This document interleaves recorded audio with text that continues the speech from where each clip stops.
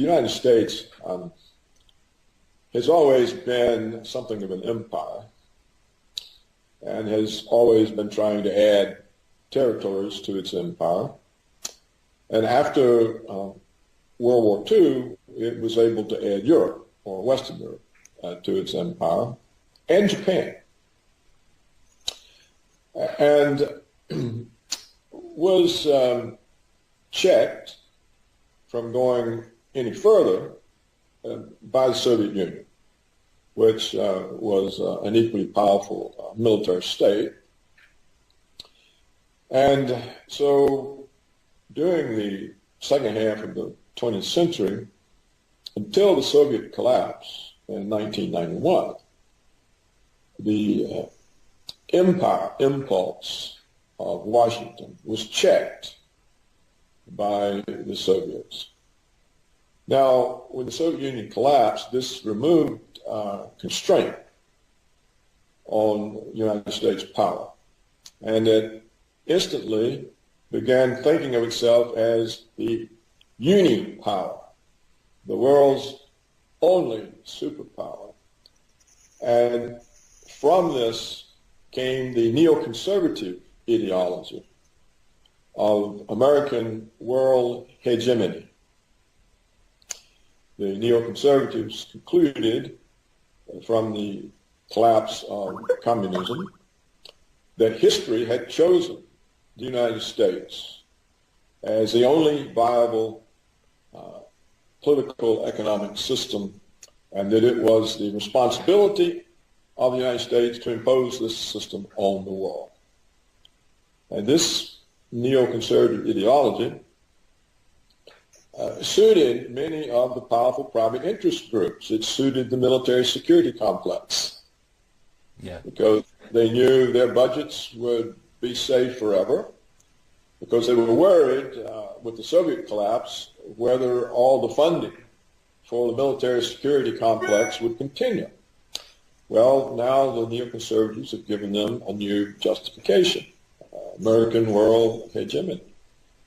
This suited the financial sector, because the American financial sector has always intended to exercise financial hegemony over the rest of the world.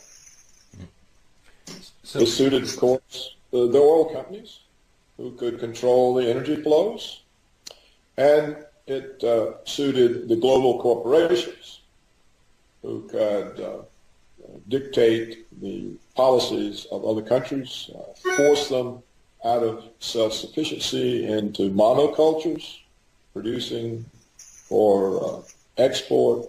So the whole thing suited the American power structure as well. Yes, but when we read your chronicles of that time, it appears that the benefits for the United States, for the people of the United States, were not as high as the prices. There were no benefits for the people. Only for what is now known as the 1%.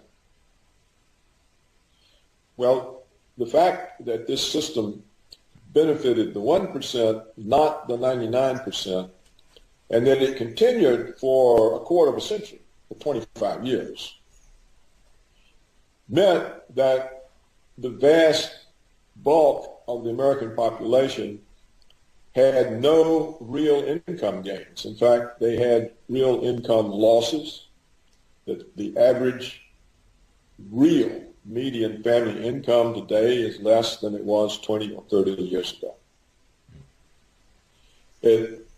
Because this process of globalization was a process by which Wall Street forced all the manufacturing companies to move their production for American markets offshore, where labor costs were cheaper. So the American working class, the middle class, working class, lost their employment, and the income that had been paid to them in wages instead went to the executives of the corporations in the form of executive bonuses. They call them performance bonuses. And they went to the shareholders in the form of dividends and capital gains. So this is the explanation for the sudden worsening in the income distribution in the United States. The money that had been paid to the workforce instead now, by hiring much cheaper labor in China, India, abroad,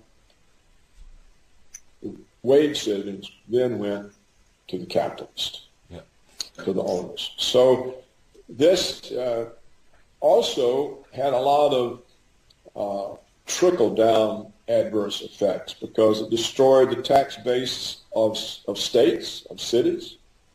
It also hurt the federal tax base.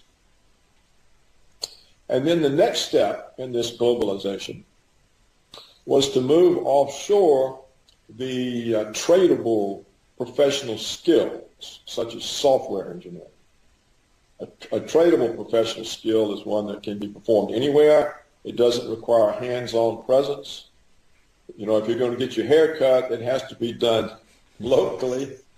But if you want software written, it can be written anywhere. Yeah. And so the rise of the high-speed internet allowed the corporations to move offshore the salaried middle-class jobs that college and university graduates had always taken. So all of a sudden, there's no employment for American university graduates. According to published reports from the Federal Reserve, the central bank, 50% of American 25-year-olds live at home with their parents. And the reason is they cannot get employment that pays enough to support an independent existence. This sounds very much like Russia at the end of Soviet Union. Because right. there was no middle class left, and the young graduates, everybody were graduates, but they had no jobs. Well, it's a process in the United States of deindustrialization. It's a process of moving from the first world into the third world. Yeah. We see this in the form of the jobs that they claim are created. We don't really know if any of these jobs actually are created because they monkey with the figures. But if we believe the job reports that come out monthly, the jobs are waitresses, bartenders, retail clerks, hospital orderlies. In other words, there are no jobs for engineers, architects, researchers, designers. So what we have done in the last 25 years by moving first the manufacturing jobs and now the professional skill jobs such as software engineering offshore is to destroy the ladders of upward mobility that had made the United States an opportunity society in which people could rise.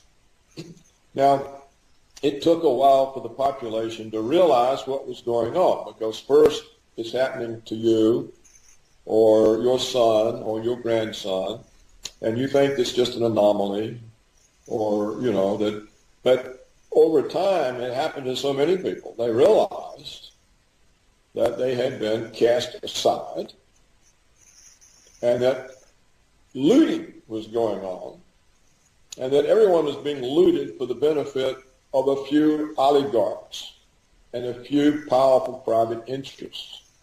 And you know, it was only a couple of years ago that the former president of the United States, Jimmy Carter, stated publicly that the United States no longer had a functioning democracy. It was an oligarchy. Yes. This was an absolutely truthful statement.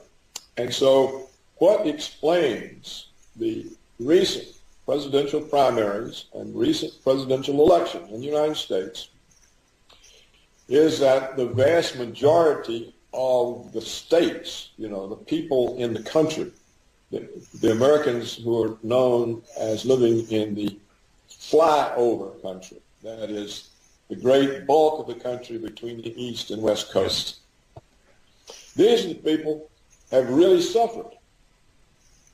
And so what we saw in this last election was a rebellion.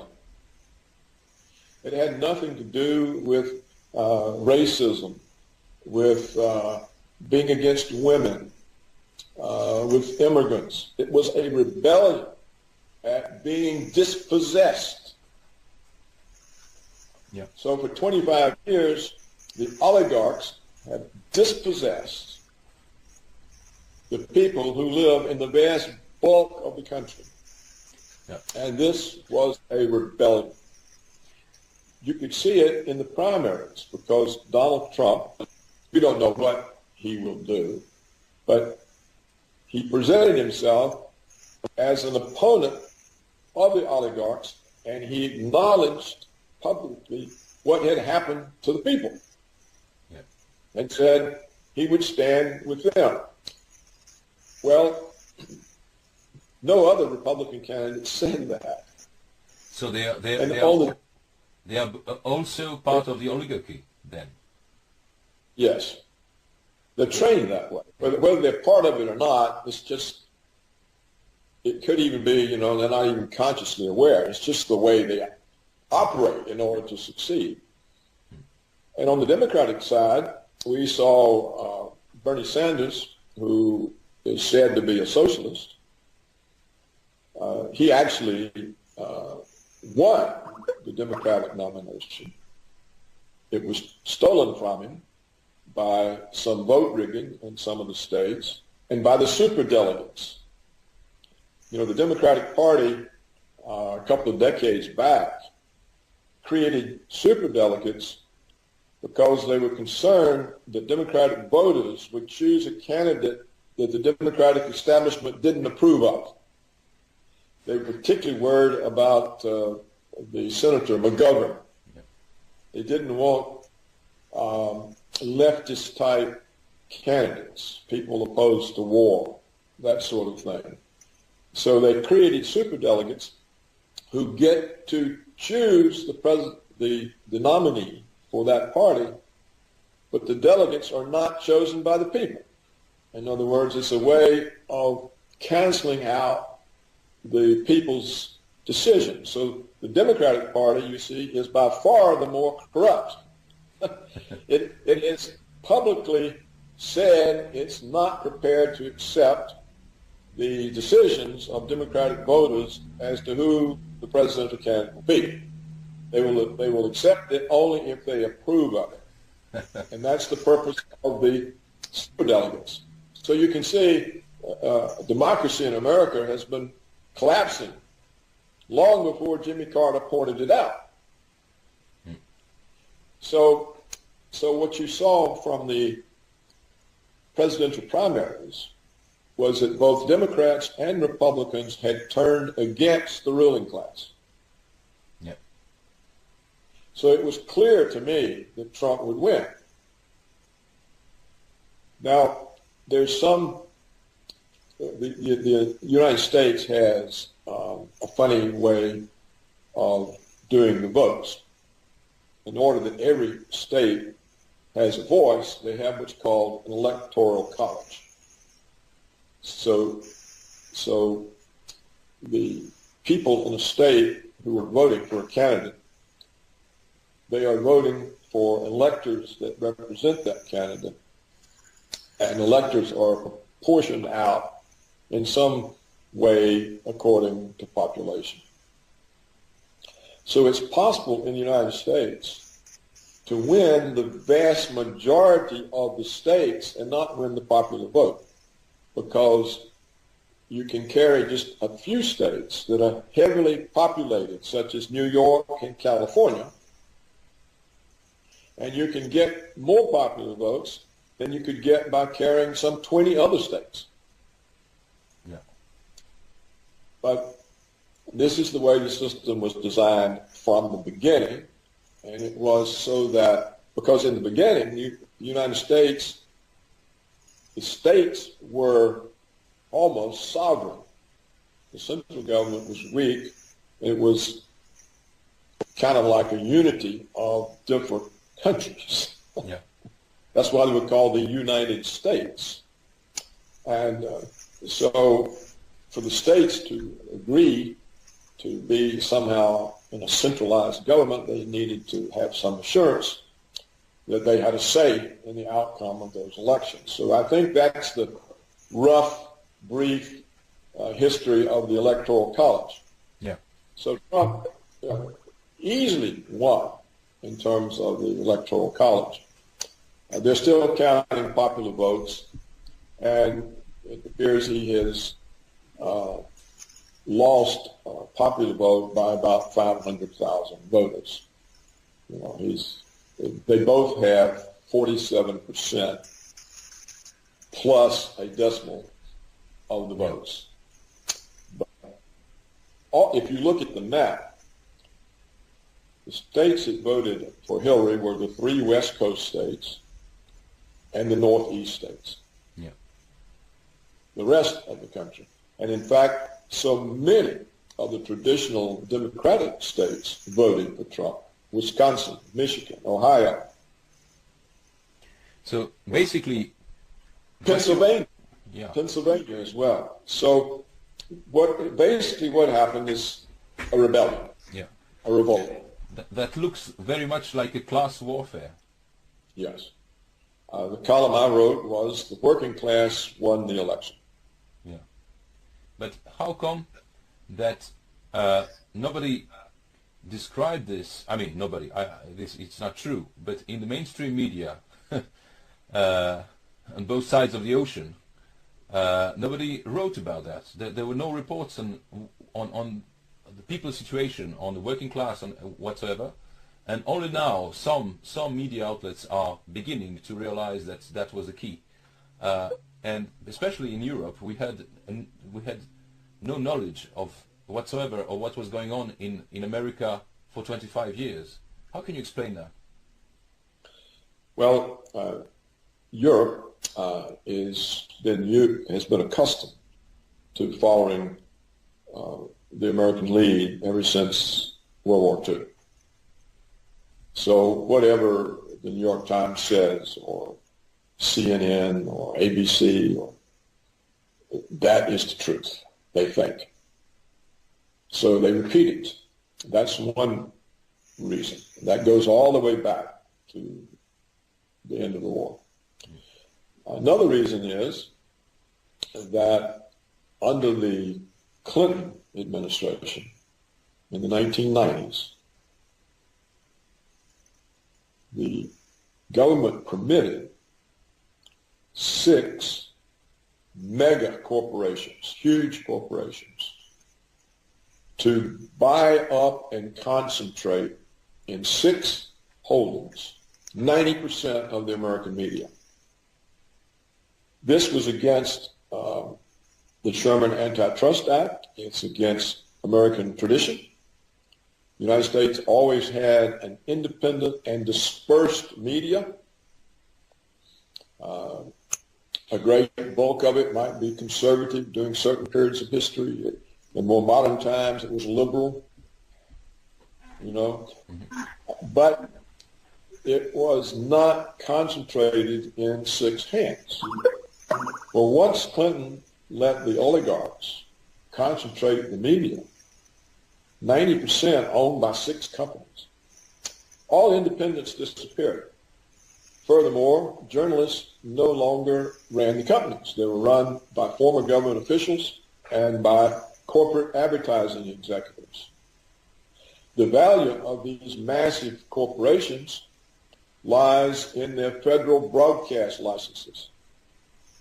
So they cannot go against the government. They cannot go against corporations because of the advertising revenues. And they can't protect one another because they're all concentrated in 6 hands. So there's no such thing as an independent American media except on the internet. The print and TV media serves as a ministry of propaganda. And the common term for the American print and TV media is prostitutes. Yes. This is a contraction of press prostitute. The latest poll showed that the American people, that only 6% of the American people had any confidence in the media. And we can see the media, which did everything it could to deny the presidential nomination to Trump and then to deny the presidency, it had no impact on the vast bulk of the country. So that's why nobody in Europe knows anything. And now there's a third reason. I've given you two. The third reason comes from the German editor who wrote that book. His name is Udo Ufkader, I think. Yes. And he says that as an editor of the big German newspaper, he would publish things under his name that were handed to him by the CIA. And he says this is common practice throughout Europe, that there are no significant journalists in Europe that are not on the CIA payroll in one way or the other, either as cultivated friends who get free trips to Washington or for money. Mm. So you see, Europe doesn't have a media either. There's no independent media in Europe. And the Europeans are so accustomed to following Washington's lead, they don't even know how to be independent. No. You know, the best independent country in Europe was France. You know, de Gaulle would not join NATO, and I think it was only earlier in the 21st century that France finally joined NATO. Yeah. So there's no real, outside of France, there was no independence from American foreign policy, or for that matter, American economic policy. Indeed, we have the revelation from the CIA memos that were released by the National Archive that the EU itself is a CIA creation. That it was the CIA that came up with the idea of the European Union, because if Europe was centralized, it would be much easier for Washington to control. There would only be a few people to control, to pay off, or influence. Whereas all these separate countries, this was a nightmare. They could play each other off. They could, some politician could go off in some other direction. So this is not a conspiracy theory. These memos are released. A professor at Georgetown University or George Washington, I forget which, found them and wrote a book about them. So Europe is part of the American empire, and they're so used to being part of it, they don't even think about it. Yeah. So now, do you think that, I mean, what is the scope of the rebellion or revolution that bears Trump's name now? I mean, does this election mean that things are going to change radically in the United States and abroad, or does it mean that the empire will go on with its policy with just a little slowdown? Well, that remains to be seen, but the oligarchy is still there. They're still powerful. Trump, in a way, is more a manifestation of a rebellion than the leader of one. He's not experienced in the views he hasn't a movement that he can fall back onto that has knowledgeable experts who would help him bring about the changes. So he's thrown into relying on the same kind of pool of people to staff the government that every other government has been relying on. And so he can easily be captured. Yeah. he also has a tendency, which is understandable, to reward people who support him. And so early on, the oligarchs sent him people to support him. So they would have entree. And we see in the press speculation that he might appoint Rudolph Giuliani as the Secretary of State. Well, just this week, I think, the Daily Telegraph in England has a big feature on Giuliani, and Giuliani says, oh, it's very easy for us to buffalo the Russians. All we have to do is threaten them with military force. This is the opposite of what Trump has said. Yeah. So how can he be the Secretary of State? Another candidate that the speculation is about is John Bolton.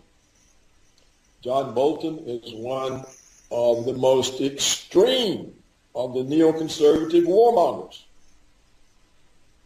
running around threatening other countries. Do as we tell you, or we'll bomb you into the Stone Age.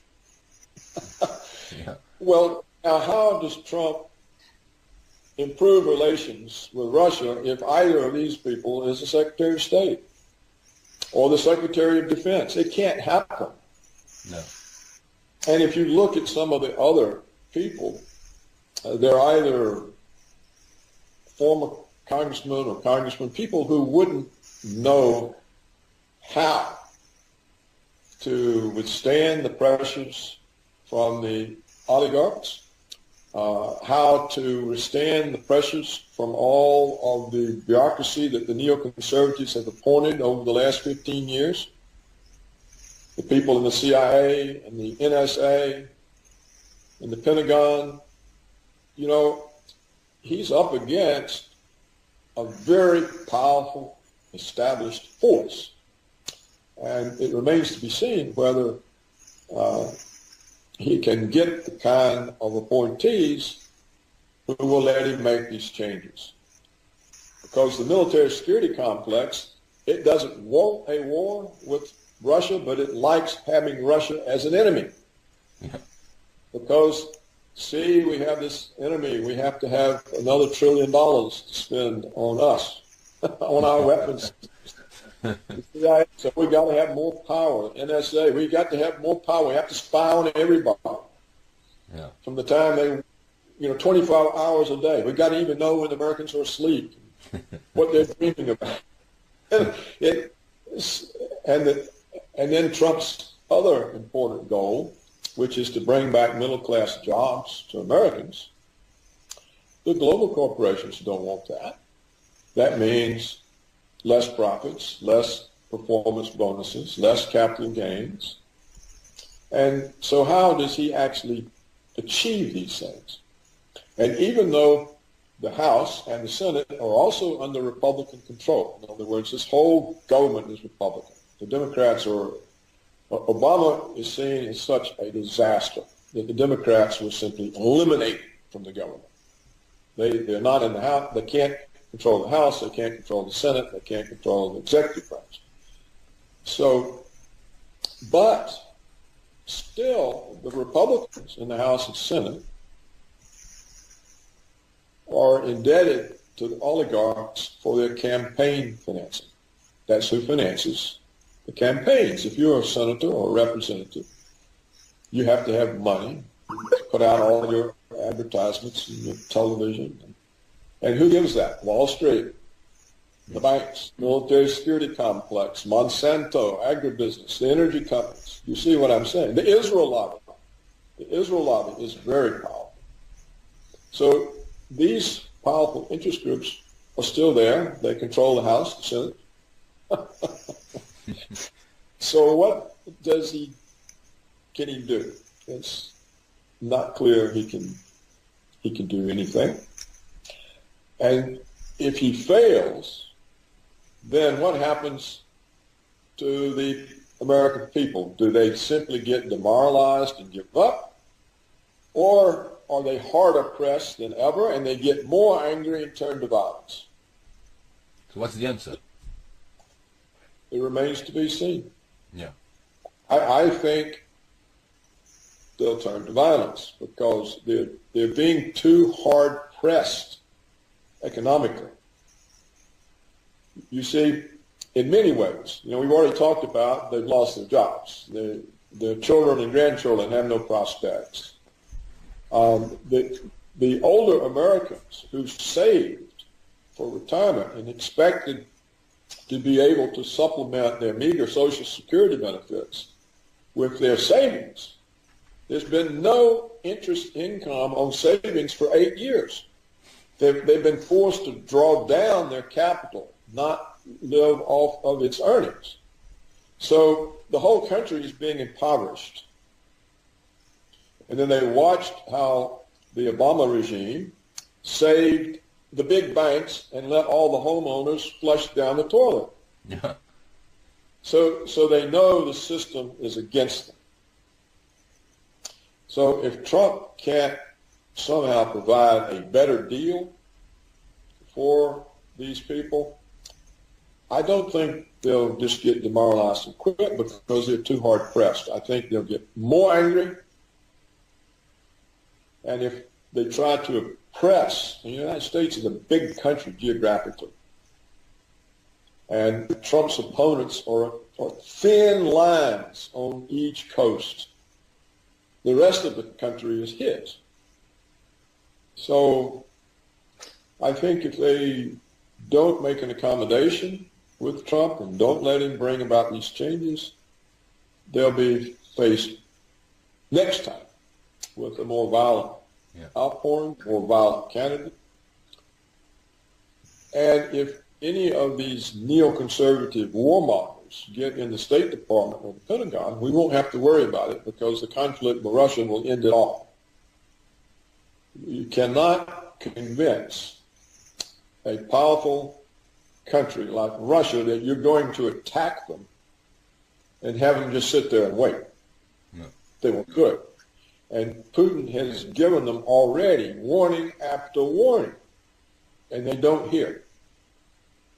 So if Trump is unsuccessful in establishing friendly, stable relations with both the Soviet Union and the China, then Europe can kiss itself goodbye. It's just not going to be there.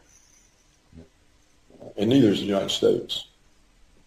So we come down to the biggest hope, which is conflict that the neoconservatives recreated with Russia after Reagan and Gorbachev ended it.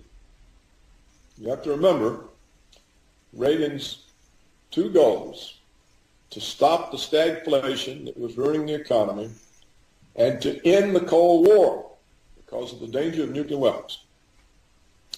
Well, these are massive goals. I think they're unrivaled in the 20th century, for which he gets a little credit. No, yes, exactly. Yeah. But the neoconservatives recreated all of the tensions. In fact, they are worse now than they were during the darkest days of the Cold War. So that has to be stabilized. That relationship between the nuclear powers has got to be stabilized. And if not, then it's going to end very, very badly. Yeah. This seems obvious, but we had a similar situation 16 years ago when Putin came to power in Russia with a country that was basically collapsing and involved into a very nasty war in Chechnya. And obviously the way he rebuilt the state or stabilized the state shows that he was not alone at this job. Do you think there are structures within the administration or even corporations that are aware of the dangers and ready to cooperate with the president? There are some. I think the older foreign policy community, which was displaced by the neoconservatives, some of them are still alive. They're still there. It's not clear Trump knows who they are. it's not clear what kind of whispering campaign is already being conducted against them to direct him away from them. There's also another big difference. When the Soviet Union collapsed, the whole thing collapsed. Yeah. There wasn't a ruling oligarchy. There wasn't an ideological force like the neoconservatives. The communism collapsed. And so, and everyone could see the severity of the economic situation. They could see the country being looted by the West. They could see the Americans supporting these oligarchs. So they knew that not only their economic life was threatened, but their sovereignty was threatened. And, under Yeltsin, essentially, Russia was an American puppet state. So there was so much more evidence, and the remaining elites themselves could see that, if we're going to be an independent country, we've got to do something about it. So I think Putin had a lot more to work with than Trump does.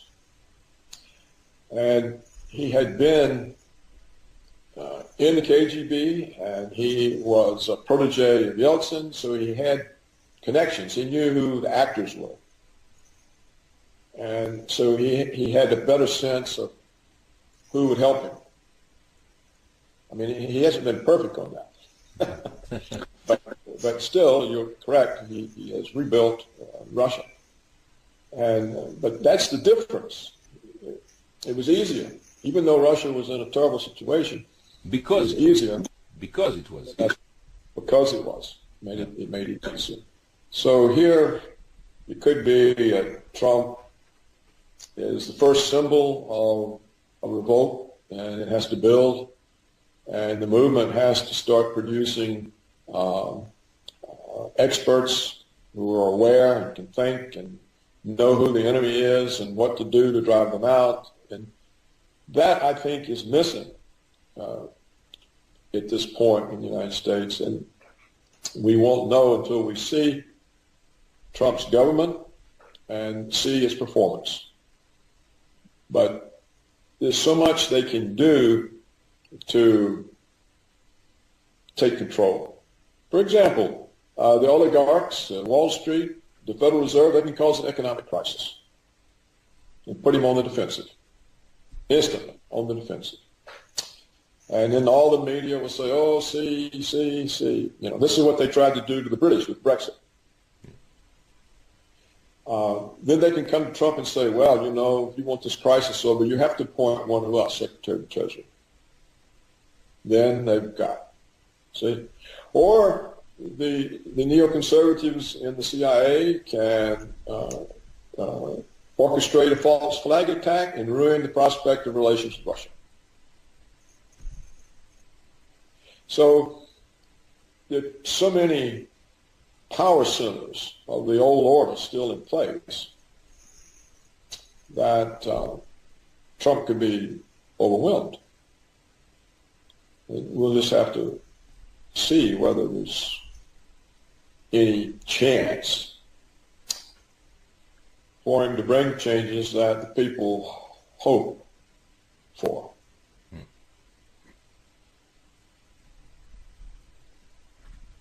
Perfect. I think it's fundamental. Yeah, it's fundamental for people here to hear that. We're having very harsh debates here in Europe about the way the media have blackened out everything that was going on in the United States and all over the world. I mean, in Syria, everywhere. And now it seems to me that they are utterly frightened with how they're being overwhelmed and pushed aside by the electronic media, the internet media. We have a publishing house and as well a newsletter, an internet newsletter that is named The Anti-Press.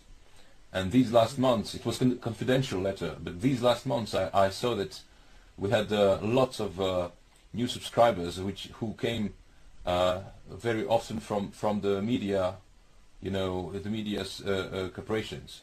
I mean, the profession, because they are frightened simply, and they are losing their jobs because the advertisement revenue is not as high as it used to be, and they're losing readers because they write bullshit, and when you lose readers, you lose the ads as well. So they are in a very bad position, and they are very upset and very nervous, and we think that we have to multiply such testimonies as yours to show the scope of the matrix, because people can't believe how deep and how wide it is. That's right. And there are two other aspects of this that we can include. NATO. Donald Trump said that he sees no point of NATO 25 years after the Soviet collapse. Well, NATO in Europe, of course, means power and money and influence for the European ruling class. And so they are all meeting last week. Oh, what are we going to do? What are we going to do? Trump's going to abandon the Western alliance. We have to oppose him. Blah, blah. Well, the Western alliance is a threat to Europe because it's a threat to Russia. And the last thing Europe wants to do is to present itself as a threat to Russia. But that's what NATO does, and that's what NATO was used for by the Obama regime. All of these missile bases on Russia's border, the troops stationed, the military exercises. What NATO presents as a threat to Russia, it is a threat to Europe, because Russia can annihilate Europe in 5 minutes, all of it. So you have this problem that you've got these people in Europe that are tied in to the NATO organization, which is part of Washington's way of controlling Europe, and they don't want to let go.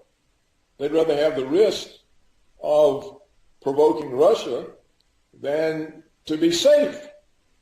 And Europe will never be safe as long as NATO is there and is seen as an American extension of American power. So that's a problem and for Europe. Another problem is it was the European governments that enabled the neoconservative policy of hegemony and the American wars in Middle East and Africa. And this is why. And in Europe as well, with Yugoslavia. With Yugoslavia and Ukraine. Yes, in Ukraine. Which was an American coup. So, but look at the consequences for Europe of enabling Washington's wars. You're overrun with immigrants. And you have all these problems. And what are you doing with these millions of immigrants that essentially are creating all kinds of problems all over Europe? So that's what you get for being an American puppet. That's your reward. Is Washington helping you with the immigrants? No. Neither do the Saudis and people who are funding all that. Well, and the Saudis are an American puppet state. Yes, of course. They've always been there. So they're fighting our war in Yemen. So when you look at this, you can see the extraordinary confusion that Europeans have suffered now for 56, 70 years, 70 years since 1945. Yeah. Here are the Europeans suffering in behalf of American empire. What is the point? And Putin keeps saying, I keep waiting on the Europeans to wake up and be independent states again. No one listens. No one listens, but this is essential for world peace. The Europeans have to come to the realization that the American, neoconservative American, agenda of American hegemony is a direct threat to the existence of Europe, not just because the CIA lumped you all in the European Union in order to destroy the sovereignty of the individual countries, but also because the CIA uses you to confront the Russians. And of course, Europe is no match for Russia. The United States isn't either, in my opinion, and certainly not a match for the combination of Russia and China. So what we have seen in the 21st century is the American neoconservatives have demonized China and Russia and turned the other two powerful countries into enemies. Why? For no good reason except an ideology that in every way is comparable to Trotsky. World revolution, world hegemony. You have to remember, not even Stalin believed that. He said socialism in one country, and he killed off the Trotskyists.